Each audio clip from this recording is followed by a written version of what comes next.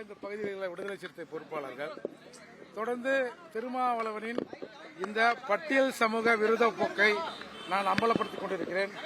திமுகவின் ஊதுகுழலாக மாறி திமுக செய்கிற அனைத்து விஷயங்களுக்கும் திருமாவளவன் கொத்தடிமையாக அண்ணா அறிவாலயத்தில் கட்டி போட்ட ஒரு 4 கால் மிருகமாக செயல்படுகிறார்.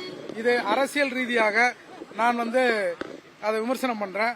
தொடர்ந்து நாங்கள் பறையர் சாதி பற்றும் பிரசாதி நட்பும் என்று ஒரு மாநாடுகளை நடத்துகிறோம் மாவட்டந்தோறும். அந்த மாவட்டந்தோறும் இவர்கள் பறையர் பேரவை புரட்சி தமிழகம் மாநாடு நடத்தினால் இங்கே சட்டம் ஒழுங்கு பிரச்சனை ஏற்படும் என்று எல்லா இடங்களிலும் விடுதலை சிறுத்தைகள் புகார் கொடுத்து அந்த மாநாட்டுக்கு தடை விதிக்கிறார்கள். இதுவரை 2 மாவட்ட மாநாடுகளுக்கு நீதிமன்றங்களுக்கு சென்று அந்த மாநாடு நடத்துவதற்கு உத்தரவு வாங்கி வந்திருக்கிறோம்.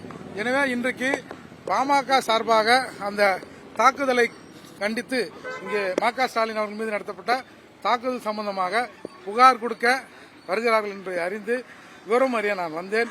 இதை பயன்படுத்திக் கொண்டு பாமக சேர்கிற இடத்தில் கும்பலாக இருந்த விடுதலை சிறுத்தைகள் என் மீது தாக்குதல் நடத்தினார்கள். திருமாவளவன் தயவு செய்து இதை புரிந்து கொள்ள வேண்டும்.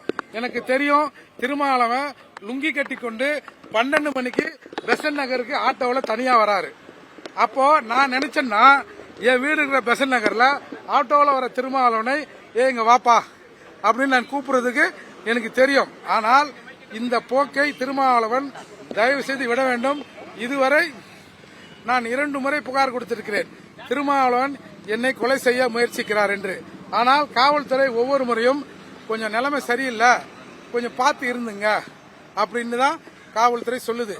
எனவே இந்த தாக்குதல் என்பதும் என் மீது நடத்துகிற இந்த கொலைவெறி தாக்குதல் என்பதும் அரசுக்கும் காவல்துறைக்கும் தெரிந்தே நடக்கிறது. இது மிகவும் கண்டிக்கத்தக்கது.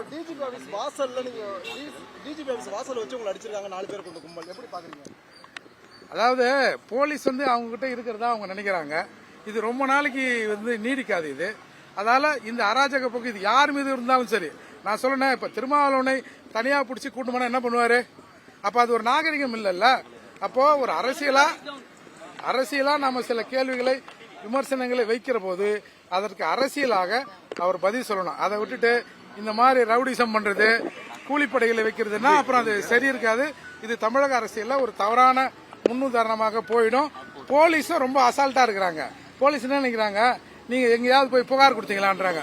இப்ப கூட தாக்குதல் நடந்தது, நான் புகார் கொடுக்க வேண்டிய அவசியம் இல்லை. ஏன்னா புகார் கொடுத்தா அதில் யார் பாதிக்கப்படுவான்?